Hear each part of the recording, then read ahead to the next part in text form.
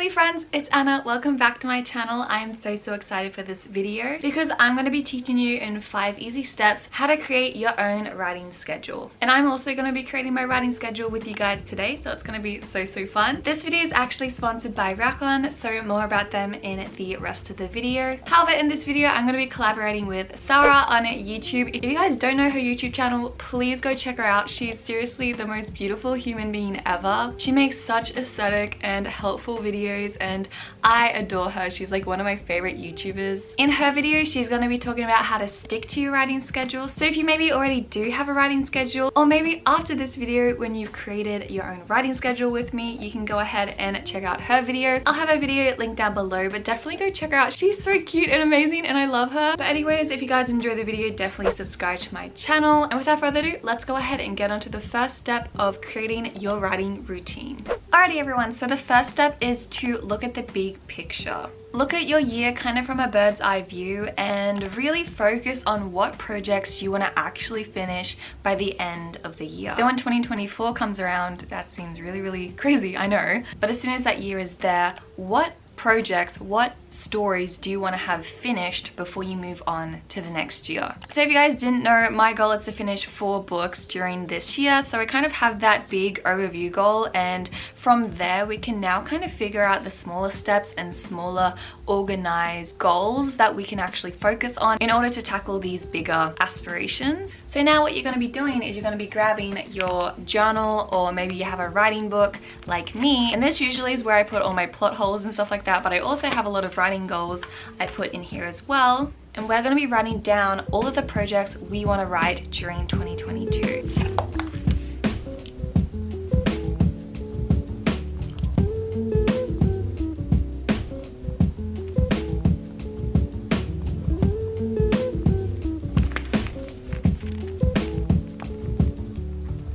Okay, so now I have all of my writing goals right here, and here I have all the 2022 project goals. So these are the projects that I've named and that I'm currently working on, and in brackets what I encourage you guys to do is to actually kind of list the draft that you want to have completed. For example, over here I have project prison, I want the first draft. However, for project ghost, I want the 3rd draft done. Do you kind of see what it means? So yes, I want to finish these 4 books, but I also want to be in different sorts of stages for each of them. So since we are kind of looking at the yearly view, we still want to be kind of broad, but also a little bit specific. So with this first step, yes, we have our project goals, but I also want to encourage you guys to have some writing skill goals. And these goals are just things you're going to be working on through the year to improve your art of writing. So these goals don't take a back burner, but it's more so just being conscious of you practicing these sorts of goals, these skills, and where you want your writing to be at the end of the year. So for example, I really want to focus on developing my writing style, and through that I don't need to write, I want to actually read. So reading will become one of my goals. I encourage you guys to also just do around 4 to 5 goals for this, nothing more. Really just kind of focus on, it doesn't have to be writing, it can be reading, it can be maybe talking about your projects more freely, or maybe trying out Artbrooder for the first time, or maybe writing more short stories. They don't have to be specifically about writing, they can be whatever you want. So let's go ahead and create some writing skills.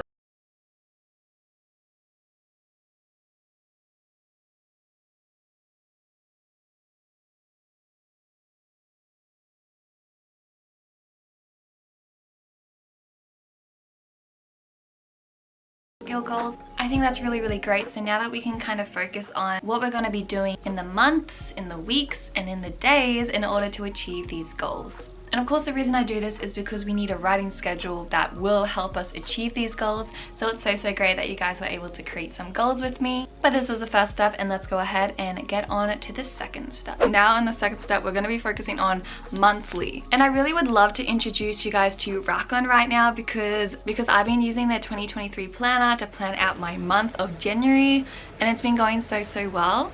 If you guys don't know who RackOn is, I've worked with them before where they created a NaNoWriMo planner for November. So it's really great to have a monthly plan. And this is why, again, I really encourage you guys to go in the links below and check out RackOn and their new yearly planners, because their monthly plans are just very specific, very great. And I've been using my beautiful new iPad to plan, and it just feels so good, like being able to write. And basically the one thing that kind of sets RackOn apart from any other planner is the fact that they have writing as its sole focus. It has a whole section for writing, which I think is so great because of course you being a writer, it's so intertwined with your lifestyle. So I was so excited to actually figure out that they have writing as like, yeah, a sole focus in their planner. So I really encourage you guys that if you want to create a good writing schedule and actually stick to your goals this year as a writer, definitely check out RackOn's digital planners. I use mine on GoodNotes and I had so much fun filling it out. I just love the aesthetic also of RackOn. I feel like planners are very specific, and if they don't fit my aesthetic then I can't use them, but RackOn, they have such amazing aesthetics. So now that I have my writing goals that I created with you guys, I can now actually put it within my January 2023 goals within the writing section, for example, and then when I get into the specifics of weekly, I can put in my goals for that week. So if you guys need a planner, I definitely encourage you guys to go check them out. I'll have them linked down below for you guys to purchase your planner today. But thank you so much, RackOn, for sponsoring this video. And let's go ahead and return to tip 2, which is focusing on the monthly. Okay, so in terms of making a monthly writing schedule, I want to actually share what I'm doing this year in order to achieve my writing goals. So since I do have a lot of projects, these 4 projects, I need to actually focus on first plotting them, let alone writing them. So what I've been doing is splitting off my month to month. So for 1 month, I plot 2 projects because plotting takes less time. So I'll be able to have the time to actually plot another project. And then in the second month, I'm going to be writing one of those projects. So basically it's like plotting month, writing month, plotting month, writing month. And this honestly is because I had so much success last year with the NaNoWriMo 2022 challenge. And I really do think that tip 2, this tip's really important because it's focusing on the month, and a month is the perfect amount of time to write a book. If you have your goal to spread out to write a book in like 3 months or like half a year, you're really gonna lose that steam. And I feel like, at least from my experience, having a sort of really hard, sort of challenging goal to write a book in 1 month, it's honestly like the sweet spot for me. So it is challenging, yes, but I think it's like perfect because I'm able to get that project done so quickly, and it just feels really right for me. So I encourage you guys to have a plotting month and a writing month, because of course plotting is actually very important, but again, it does depend on where you are at within your project. For tip 3, we're going to be looking at the weekly view. So you can probably see the trend in the video. We're going like yearly, monthly, weekly, daily. But what we're going to be doing here is actually figuring out what days we are going to write. Before you even start, I do encourage you guys to have one day, at least one day, where you don't write at all. I think it's really important for writers to have rest, and within a week, we always get so busy with work, with uni, with school, so it's like something that will just help us have like a safe haven sort of day that helps us just relax, maybe reread it over our work, maybe just think about our book but not think too much about it, because honestly a lot of processes of creating a story actually happens subconsciously. So by you not actually thinking about your project, when you come back to your project the second day, you're going to be feeling so much better. For me, my goal weekly is to write 6 days a week, so I encourage you guys to write 6 days a week in order to actually get on track with your writing schedule and really just consistently show up every single day but one day, so you're able to actually find progress within your book. So mark it out. Maybe Wednesday is a day that you're usually very busy, or maybe Sunday you go to church, so you want to kind of relax that day. That's me. I usually chill on Sundays, so it's really great that I'm able to do that. So once you kind of have an idea of what days you do want to commit to writing, we can now move on to the 4th step. So for the 4th step, of course, we're looking at daily, and we're going to be figuring out what times of the day that you want to focus on writing. I for sure am a night writer. However, this year I've had the goal to actually become a morning person and therefore a morning writer. Again, writing and lifestyle is so intertwined, so like this is why I want to try to commit to this. It does depend on what you feel like, because I really don't like putting the time pressure of like I have to write at 8 AM every single day. I hate that, so I just have the goal every single day, apart from one, to write every morning. So basically any time before 12 or 1 PM. So with that, the biggest tip that I have basically for this video is the fact that writing needs to be flexible.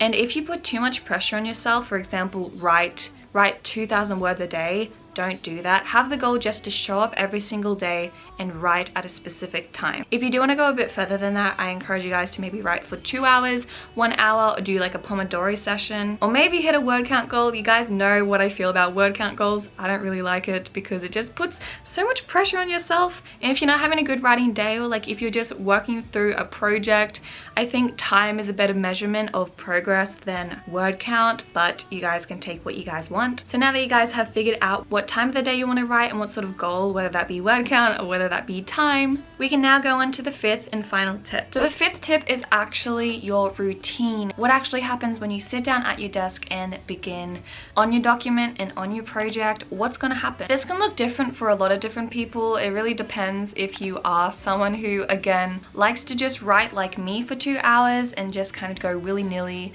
see where I go, and not really mind if I make too much progress or make too little progress. You know, I'm very free like that. However, you might be a person who really wants to sit down at their desk, start a Pomodoro timer method, but it does depend on your routine, and I really do encourage you guys to have a actual trigger. I usually journal before I write to get everything out of my head, for example, or maybe you light a candle, or maybe you go for a walk, or maybe you meditate. Do something before you start your writing routine so it actually becomes a part of your routine. It's kind of like a habit for your habit. Does that make sense? Even though I'm very like willy-nilly, I like to do at least one thing that kind of helps me trigger myself into focusing and getting into the creative flow state. But of course, in terms of your routine, I would really encourage you guys to write for at least 1 hour every single day, whether that be 20-minute, 5-minute, 20-minute breaks. Like it can be just 45 minutes. Just do some sort of writing session that isn't interrupted too much, and just to really focus and try out new things, new routine, new ways you can actually write. And yeah, I hope that kind of helped. Just kind of understand that you should experiment with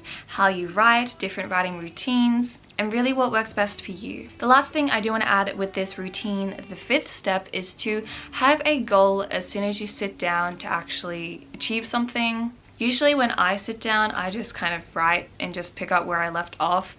But I really encourage you guys just to kind of have that little split second, not even second, like just like 5 seconds to go, okay, I want to get up to chapter 6, or okay, I want to finish this plot hole, or okay, I want to figure out how to fix this scene, this specific scene. Try to be specific, because again, it's all about goals really, because we're focusing on big, fat goals at the start of the video, and now we're focusing on the tiny mini goals. And something really great is to actually have your goals in mind, or maybe like on a post-it note on your desk, to kind of just look and then go back and figure out how this specific tiny goal within your daily routine can actually help you get to those bigger goals. So I guess that's how everything ties together in this video. But yeah, that's the 5th tip. I hope this helped you. So thank you guys so much for watching. I really hope you enjoyed. Now that you have your own writing routine, you can check out Sarah's video. I'll have her channel linked down below, and also the video, so you guys can actually learn how to stick to your writing schedule and be consistent in order to achieve the goals we talked about in this video. Again, also thank you to RackOn for sponsoring this video. Definitely check them out, because if you do purchase one of those planners, it will also be helping me so